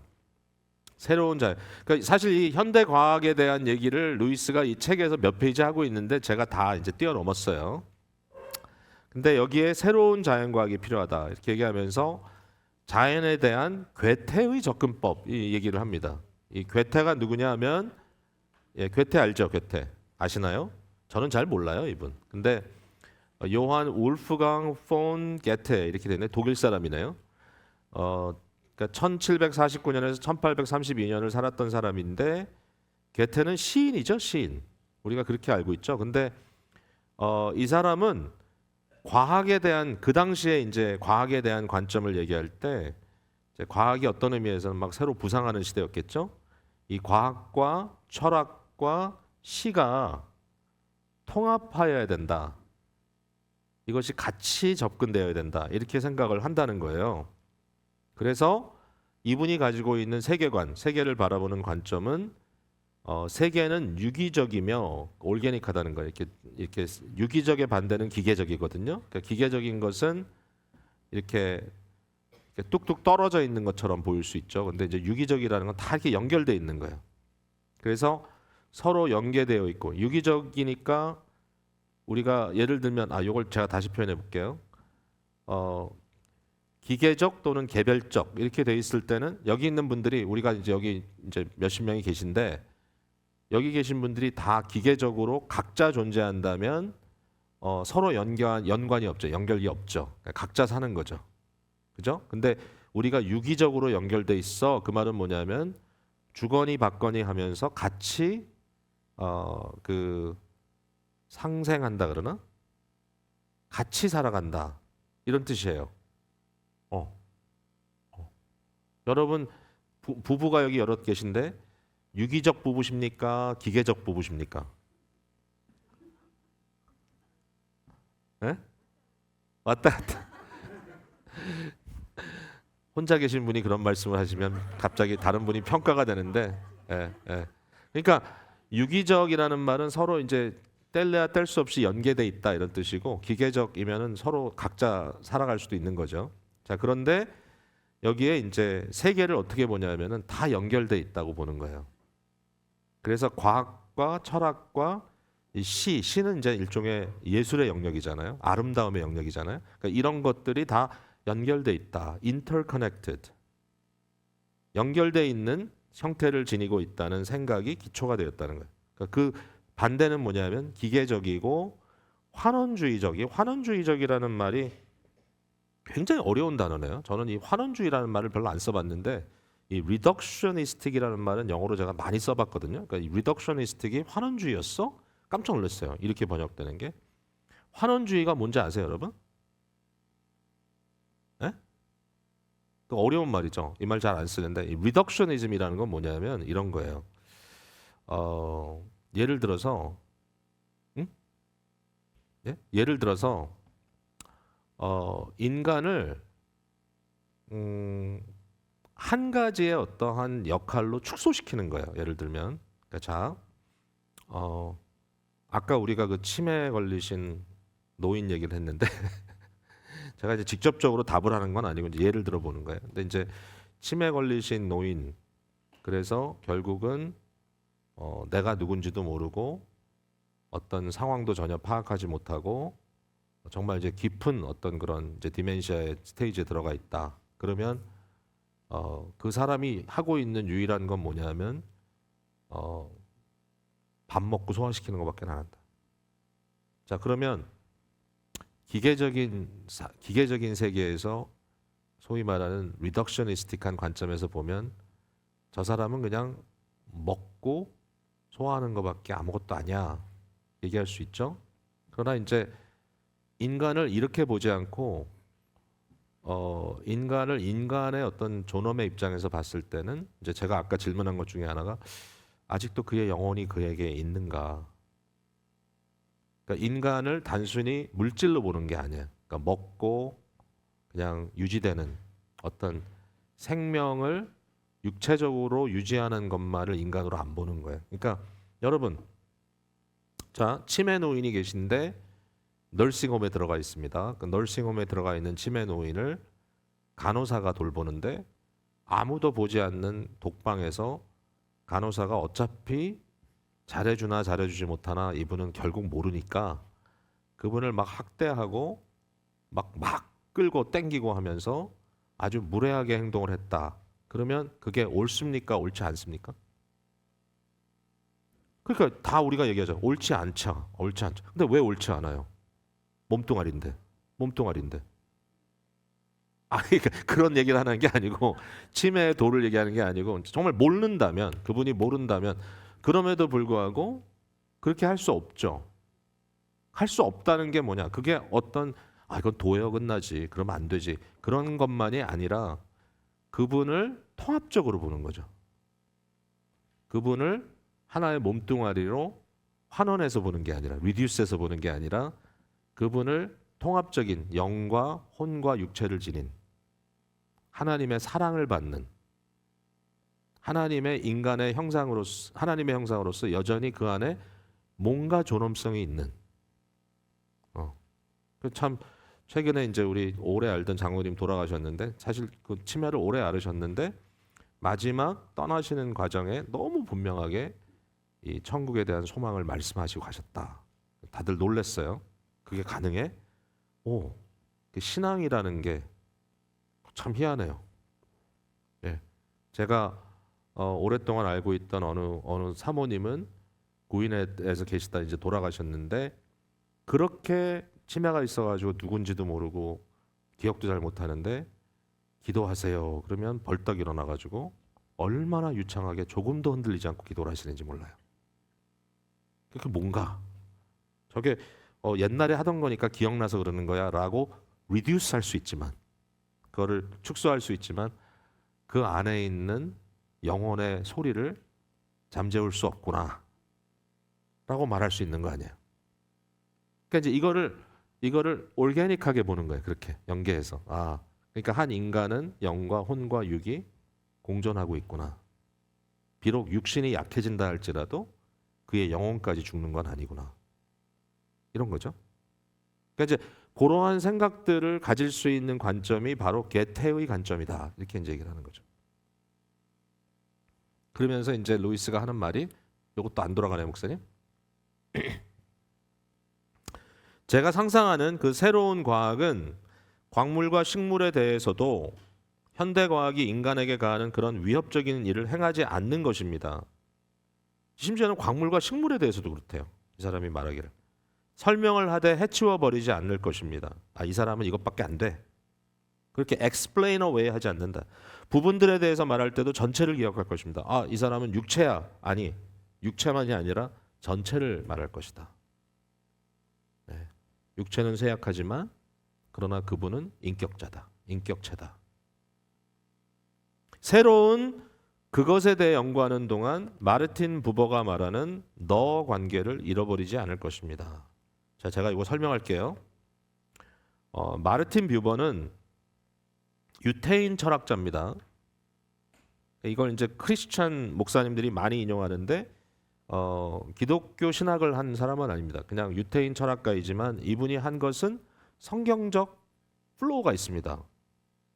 그러니까 뭐냐 하면 인격자이기 때문에 인격자일 때는 이렇게 내가 무엇에 대해서 사물에 대해서 얘기할 때 그 관계가 단순히 나와 그것의 관계가 아니라 거기에 나와 너의 관계, 2인칭의 관계로 변하는 작동이 있다라는 것이죠. 그러니까 이제 요걸 다르게 얘기하면 이런 겁니다. 이제 신학을 연구할 때 예를 들면 이제 신학자들이 이런 얘기 많이 합니다. 신학을 연구할 때 신학의 주제가 뭐냐? 하나님이죠. 그러니까 신학은 하나님에 대하여 연구하는 거죠. 그럼 하나님이 누구냐? 하나님은 어떤 사물입니다. 사물. 물론 인격체지만. 하나님은 이런 분이래. 하나님은 저런 분이래. 근데 마틴 뷰버의 입장에서 봤을 때는 그건 잘못된 신학이다. 그럼 어떻게 해야 되냐? 하나님을 마주대하며 하나님을 당신, 나는 하나님 앞에 서 있는 나. 그러니까 나와 하나님의 관계를 I, 나, thou, you의 관계로 이해해야 된다. 그래서 이히 und du, 그러니까 나와 당신, me and you 이런 의미를 갖고 있는 책을 써서 이제 유명해진 거죠. 근데 이게 무슨 신학을 하는데 이게 가능해? 근데 진짜 재밌게도요. 이제 중세기에 그 유명한 그 스콜라 학파라고들 얘기를 하는데 스콜라 학파는 굉장히 이렇게 아주 너무 과하게 이 철학적인 개념들을 사용해서 신학을 했다 해가지고 비방을 하거든요, 사실은. 근데 이제 그것도 이제 많이 좀 달라지고 있지만, 근데 놀랍게도 콰이너스나 또는 이 당시에 이제 앤셈이라든지 심지어는 이제 돌아가서 어거스틴 같은 분, 성 어거스틴의 글을 보면 참회록 같은 게 대표적이죠. 2인칭으로 썼어요. 그러니까 나는 이런 사람인데 나는 이런 일을 당했고 하나님이 나를 어떻게 도와줬고 이렇게 쓴 게 아니라 모든 게 다 기도체예요. 기도체. 하나님, 나는 이런 존재입니다. 우리의 마음은 이렇게 만들어졌습니다. 우리의 영혼이 하나님의 품 안에서 쉬기까지 우리의 마음은 끊임없이 restless합니다. 유명한 말이죠. 그러니까 모든 게 다 prayer, 기도로 돼 있어. 기도로. 그러니까 이와 같은 어떠한 생각. 그러니까 심지어는 그러니까 이제 우리 여러분들 중에는 이런 분도 있잖아요. 집에서 식물을 키우는데 그 식물과 대화하잖아요. 그러면 이제 정신 나간 것 같지만 이제 게테의 입장에서 봤을 때는, 루이스의 입장에서 봤을 때는 사실은 그것이 일종의 존중이다. 그러니까 루이스의 책에는 어떤 게 나오냐면 말하는 나무가 등장을 합니다. Talking tree. 터킹 짐승들은 물론이고, 터킹 트리가 제일 많이 등장하는 것은 톨키엔입니다. 그러니까 그 당시에 기독교 낭만주의적 세계관을 가지고 세상을 바라봤던 사람들은 이 개태적인 관점에서 자연을 본 거죠. 그래서 자연의 모든 것에 어떤 인격이 있습니다. 그래서 이런 표현을 씁니다. 어떤 사람이 집을 질 목적으로 또는 개발을 할 목적으로 산림에 들어가서 나무를 다 베버립니다. 그러면 시인은 이렇게 얘기합니다. 나무가 피 흘리고 있다. 무슨 나무가 피를 흘려? 나무는 목재일 뿐인데? 아닌 거죠. 거기에 올게닉한 어떤 우리와의 생명과 연결되어 있는 생명체로서의 어떤 의미가 있는 거죠. 그게 다르다는 거예요. 그러니까 현대의 조작자들이 가지고 있는 생각, 그러므로 모든 것을 재료화해서 내가 원하는 결과를 만들어내는 것만이 유일한 효율성이다라고 말하는 이러한 인간. 그래서 모든 걸 계산하고 사람들의 어떤 반응도 계산하고 그들의 마음에 질 수 있는 어떤 심적인 무게도 계산하고 그래가지고 말로, 행동으로 또는 온갖 기술을 동원해서 사람들을 조작하는 것. 이러한 문제, 루이스가 지금 고민하고 있는 거죠. 고민하고 있는 겁니다.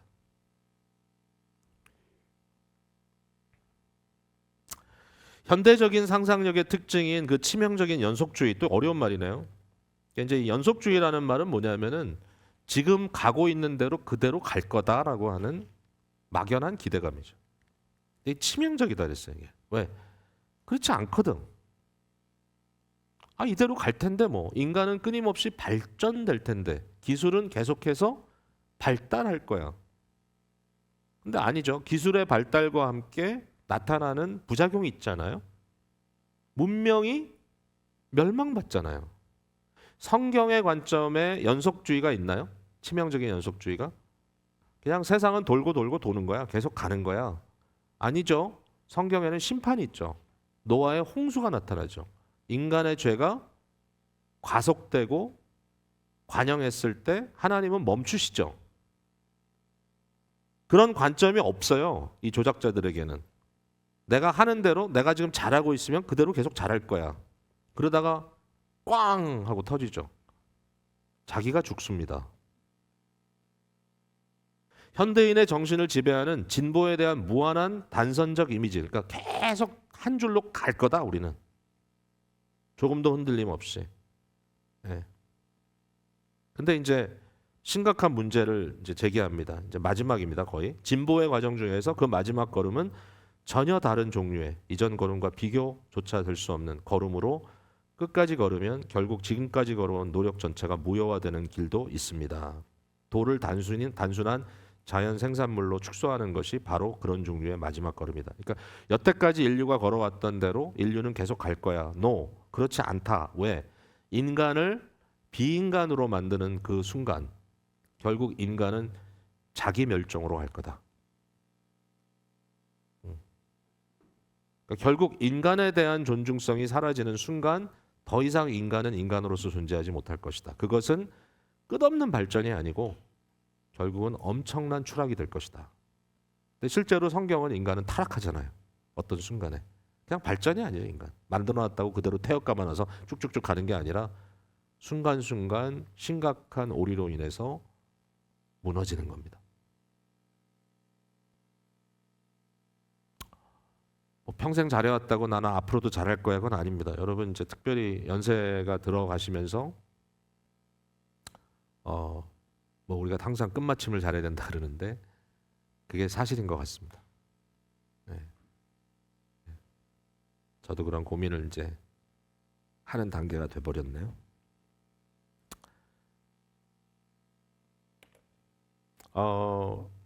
마지막인데 사물을 그냥 설명해 버리는 explain away 하는 것에 대해서 이제 제가 요거를 결국 이제 루이스는 무슨 얘기를 하냐면 제일 문제가 뭐냐면 소위 말하는 제일 원리, the first principle 이게 뭐죠? 도입니다. 다오. 이것마저도 쉽게 설명해 본다. 설명해 버릴 수 있다. 그거 다 만들 수 있는 거야. 그거 별거 아니야. 심리학적으로 형성할 수 있는 거야. 다 설명되는 거야. 이렇게 말하는 것이 얼마나 어리석은가. 예. 자, 요거 한번 읽어볼게요. 유명한 말이기 때문에. 그러나 설명에 치워버리는 일이 영원히 계속될 수는 없습니다. 이런 조작자들은 모든 게 다 설명된다고 생각합니다.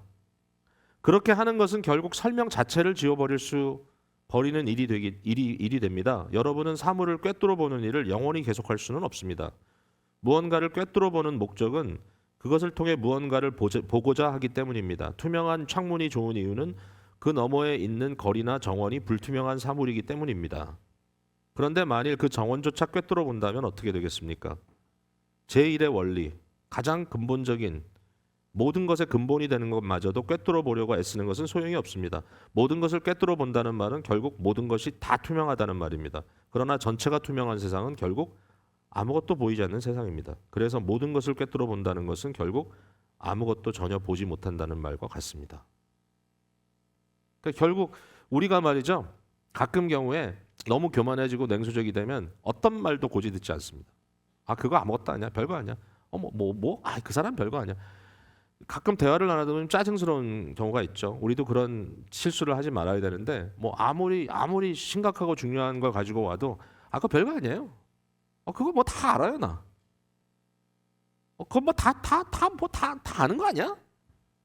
뭐 그거 갖고 그래? 그러니까 너무 다 알아. 그러면 다 아는 거냐? 루이스의 입장에서는 아무것도 모르는 거예요. 아무것도 진실도 못 보는 거예요.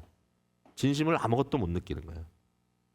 그래서 우리가 이제 서로에 대한 이야기를 할 때도 이건 약간 좀 다른 각도이긴 하지만 너무 이렇게 아무것도 아니야. 할 일 없어. 그러면 정말 마지막에 뭐가 보이냐 내 눈에. 그건 중요하죠. 그것도 안 보이는 상황까지 가면 결국 가장 기본적인 신앙의 기본 원리 또는 세상이 돌아가는 기본 이치, 사람의 존엄함, 사람의 귀중함, 이런 인격적인 그런 기본적인 것까지 다 그냥 넘어가자 이러면 결국은 완벽하게 허무한 세상으로 빠져들어갈 거다. 자, 전체가 다 연결이 안 되더라도요. 여러분들이 이런 거 한두 개만 이렇게 집어가지고 마음속에 두고 나중에 고민해 보세요. 이거 되게 유익한 겁니다. 자, 이제 마지막입니다, 진짜. 도의 신뢰를 이제 얘기했는데 저는 여기에 대해서 좀 질문은 많아요. 근데 이제 루이스가 이렇게 얘기합니다. 이 부분에 대해서 내가 자연법 또는 도덕률의 실제를 제시해 보려고 하는 이유는 저는 지금 의견 일치를 근거로 도의 타당성을 증명하라는 것이 아닙니다. 도의 타당성은 본질상 추론될 수 없습니다. 도의 합리성을 인식하지 못하는 이들에게는 보편적인 의견 일치로도 이를 증명하지 못합니다. 그러니까 사실은 루이스가 약간 스스로 좀 모순적인 말을 하는 것 같은데, 근데 이제 이런 얘기죠. 이걸 이렇게 생각하면 됩니다. 내가 이렇게 제시함으로써 뭐 옛날 바벨론이나 이집트나 뭐 고대 유대교나 뭐 기독교나 뭐 헬라의 어떤 문명이나 뭐 동양의 어떤 유교나 이런 것들이 다 연결되는 뭐가 있네? 이렇게 얘기함으로써 어떤 그 모든 사람들이 나름대로 동의할 수 있는 그런 경험상 그러한 옳고 그름의 판단의 기준이 있다라는 것을 내가 증명하려는 것은 아니다. 이렇게 함으로써. 근데 증명을 하고 있잖아, 사실은. 그 일을 하고 있는 건데. 근데 무슨 얘기인가 하면 그가 하려는 말은 뭐냐면 만약에 도가 합리적인 것이다라고 믿지 않는다면 이렇게 해봤자 안 믿을 거라는 거죠. 그러니까 나는 그렇게 지금 굉장히 나이브하게 이렇게 하면 뭐 이해하겠다. 더군다나 여기에 넣은 것은 둥성둥성 넣은 것이지 아주 이렇게 뭐 빽빽하게 뭔가를 전체적으로 제시한 것도 아니다. 나는 그냥 그런 얘기가 아니라 참고해 보라는 거다. 그냥 참고해 보라. 그러니까 도덕률의 실제들을 두 번째 각기 독립적인 증언들로 수집해서 제시하려는 의도가 아니다. 그러니까 뭐 앞서 말한 대로 뭐 바벨론, 이집트, 뭐 구약 성경 또는 신약 성경, 뭐 동양의 공자, 뭐 이런 것들이 다 각자 서로 다른데 아주 독립적인 것인데 어떻게 하다 보니까 결국 뭔가 하나의 무엇이 만들어졌다 이런 뜻이 아니고 자기는 이렇게 생각한다는 거죠. 사실상 세계 여러 문명들이 서로 독립적으로 생겨났다는 가정은 좀 의심스럽다. 그러니까 사실 이제 루이스는 약간 이제 성경적 입장을 취하는 거예요. 뭐냐면은 우리가 아는 모든 문명이 어떤 다른 문명에서 결국 어떤 단일한 중심으로부터 유래해 왔다는 것은 적어도 가능한 주장이 아닌가. 그러니까 다시 말해서 여러 다른 것들이 있는데 뭔가 비슷한 얘기를 하네 이게 아니라 여러 다른 것들이 파생됐지만 그 원인은 사실은 하나로부터 출발했기 때문이다. 이렇게 말하고 싶다라는 거죠. 그러니까 사실 그렇잖아요. 성경은 하나의 인류에서부터 모든 것이 파생되잖아요. 결국 시간이 지나면서 각자의 자리에서 달라진 것이지만 흩어진 것이지만 그러나 원래 근원이 같기 때문에 그 같은 근원 속에 인간의 마음에 드리어진 어떤 통일된 그런 진리의 개념이 있다라는 거죠. 그걸 이제 루이스가 말을 하고 있고, 자, 이 말은 죄의 영향이 없다는 걸 의미하는 건 아니에요. 우리 입장에서 봤을 때. 자, 그러면 구원받지 못한 소위 이 이방 세계 속에 있는 우리가 이제 말하자면 거기에 있는 이런 어떤 도덕적 그런 진리들 이걸 우리가 어떻게 수용해야 되냐? 거기에 대해서는 저는 이제 확고하게 이렇게 얘기합니다. 하나님은 창조주 하나님이고요. 모든 진리는 하나님의 진리예요. 그렇게 얘기하고 싶어. 뭐 공자가 얘기했던, 부처님이 얘기했던 그것이 진리라면, 그러니까 하나님의 이 진실성, 하나님의 선함, 이것과 그 연결되는 것이라면, 다시 말해서 결국 창조주 하나님께서 만드신 세상에 대한 이치를 이야기하는 거라면 그것은 하나님의 진리다. 그들이 빌려간 거죠, 어떻게 보면. 그거에 대해서 두려워할 것이 전혀 없죠. 기독교가 말하는 어떤 오름이 다른 종교에도 있네. 그럼 종교가 다 똑같은 거 아니야? 똑같지 않죠. 왜냐하면은 이 구원을 말하는 개념이 다르니까요. 똑같지 않아요. 그러나 거기에 흡사함이 있다고 하는 것이 절대로 이상한 게 아니에요. 저는 성경을 증명하는 거라고 생각해. 왜? 같은 인류니까.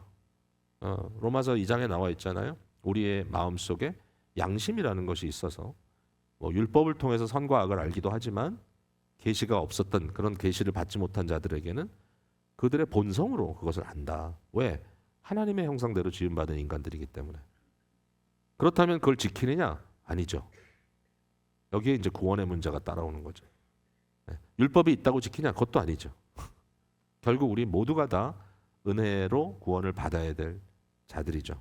이게 다 중요합니다. 근데 이제 여기에 특별히 이제 8가지의 그 에어리아를 만들어 가지고 이렇게 얘기합니다. 첫 번째는 일반적 선의에 관한 법, 두 번째는 특별한 선의에 관한 법, 세 번째는 부모나 연장자나 조상에 대한 의무, 네 번째는 자녀와 후손에 대한 의무, 다섯 번째는 정의에 관한 것, 여섯 번째는 신뢰와 진실에 관한 것, 일곱 번째는 자비에 관한 것, 여덟 번째는 관대함에 관한 것. 이렇게 이제 8가지의 카테고리 안에 여러 소urce에서부터 가져와서 비슷한 의미를 갖고 있는 말들을 모아놨는데 왜 8가지냐? 저는 특별한 이유는 모르겠어요. 뭐 이게 십계명도 아니고 그냥 이런 것들을 생각해낸 것 같고 여러분이 읽어보시니까 어때요? 이거 읽어보시니까 도움이 되든가요? 조금? 혼란스럽든가요? 도리어? 에? 안 읽어보셨나요?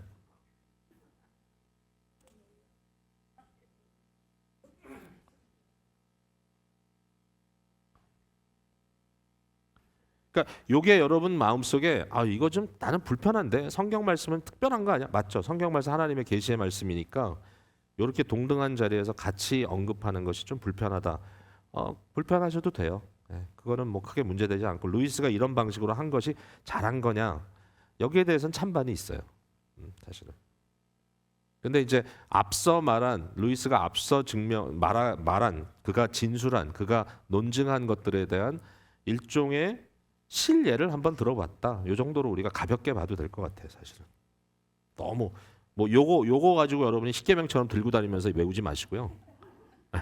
그런 의미는 없습니다. 근데 이제 루이스가 보여주려는 게 뭐냐? 제가 이제 정리를 해본 거예요. 자, 같은 가치관들이 여러 고대 문명, 고대 문화, 문명, 종교 속에 흐르고 있다는 거예요.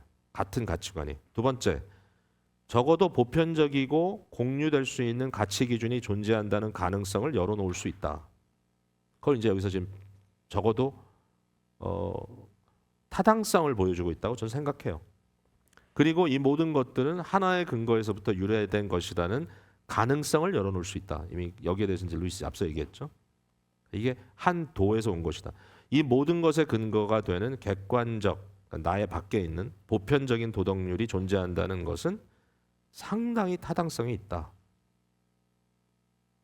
타당성입니다. 그 다음에 다섯 번째, 만일 객관적이며 보편적인 도덕률이 존재하지 않는다면 그 결과는 너무나 참담하다. 요거 이제 3장에서 그가 언급한 거죠. 만약에 이것이 없다면 정말 세상은 맘대로 돌아가는 거라면 결국 강자에 의해서 지배받는 것이고 결국 조작자가 모든 것을 다 컨트롤하는 것이라면 너무 참담하다. 그러니까 도덕률이 없는 세상을 나는 살고 싶지 않다. 그건 인간도 아니다. Do you agree? 이게 질문인 거예요. 네. 네. 여러분 어떤 교회에 있고 싶으세요? 목사나 그러니까 이건 물론 목사와 성도님들을 제가 나눠서 성도님들 비하시키는 건 아닌데 이제 잘못 생각한다면 그런 거죠. 어쨌든 목사와 성도님들이 함께 하나님을 두려워하여 하나님의 선을 함께 따라가려고 애쓰는 가운데 한쪽이 다른 쪽을 지도해 나가는 그러한 교회를 원하십니까? 아니면 한 사람이 모든 걸 다 알고 있기 때문에 다른 사람들은 생각할 것도 없이 이 사람이 시키는 대로만 하면 된다고 생각하고 그 사람에 대한 절대성을 강조하면서 무조건 복종하는 교회가 되고 싶습니까? 두 번째가 편하죠. 두 번째가 편해요. 첫 번째죠. 그 첫 번째가 되고 싶은데 근데 과거에는 그 소위 권위 있는 목사님한테 영적으로 다 이렇게 여러분들이 다 빨려 들어가 가지고 그 앞에 막 무릎 꿇고 막 안수해 달라 그러고 그리고 뭔가 이렇게 하려면 다 하고 목사님께 다 갖다 좋은 거 바쳐 드려야 되고 목사님께 사랑받으면 여러분은 인생이 운이 대통하고 그렇게 살았어요. 아, 존경해 주세요. 음.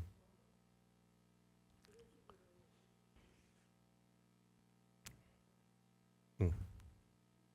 그 이제 신앙에 처음 입문하신 분들은 되게 의아하죠 그런 게. 근데 이제 그럼에도 불구하고 그렇게 평생을 이제 훈련받고 자라신 분들 그 어떤 그 마음의 선함도 굉장히 제가 인정을 하는데 이제 그럼에도 불구하고 장로교의 원리는 절대로 감독을 세우지 않아요.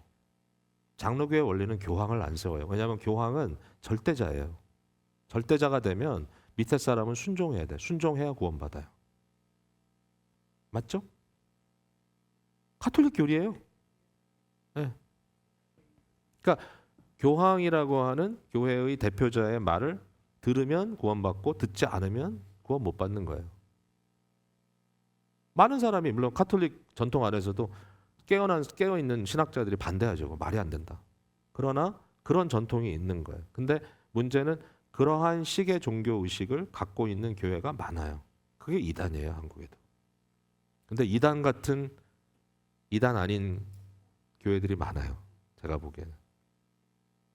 그래서 어떤 그런 부분에 대해서 그러니까 저는 여러분께 뭐 제가 뭐 여러분의 어떤 뭐 제가 예를 들어서 좋은 어떤 일을 하는데 우리 합시다 그러면은 네 그럼 너무 좋네요 우리도 하죠 이렇게 하는 것이 싫다는 거 아니에요. 제가 뭐 하지 마라 무조건 그냥 뒤로 나가 자빠져라 이런 거 아니에요. 네. 무조건 반항해라 그게 아니고요. 그런 게 아니라 우리 모두가 다 한 하나님의 권위 아래 있다는 것을 인정하면 어떻겠냐. 그러니까 하나님의 권위 아래서 이것이 타당하다고 믿을 수 있는 그러니까 매번 리더가 무슨 말을 하면 그게 옳은지 아닌지 판단해야 되는 것도 피곤하겠죠. 그러나 어느 정도의 신뢰가 있어야 되지만 판단해야 합니다. 그렇죠?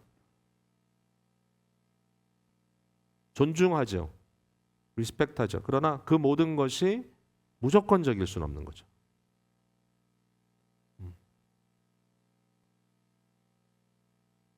독재자들은 다 무조건 하라고 합니다. 안 그러면 죽입니다. 왜냐하면 자기가 컨디셔너가 되고 모든 사람이 컨디션 되지 않으면 자기는 죽으니까요. 자기를 지키기 위해서. 그러니까 이런 생각을 좀 나눠주시면 좋겠습니다. 자, 이제는 여러분의 차례인데 시간이 없네요. 10분밖에 없네. 다 끝났어요. 저는 할 말 다 끝났고 더 얘기하면 이제는 잔소리고 이미 잔소리 많이 했고. 자, 이제 여기까지 책 보지 마시고요. 여태까지 들은 얘기를 가지고 나는 요거 하나 건진 것 같다. 요거 하나 건진 것 같다.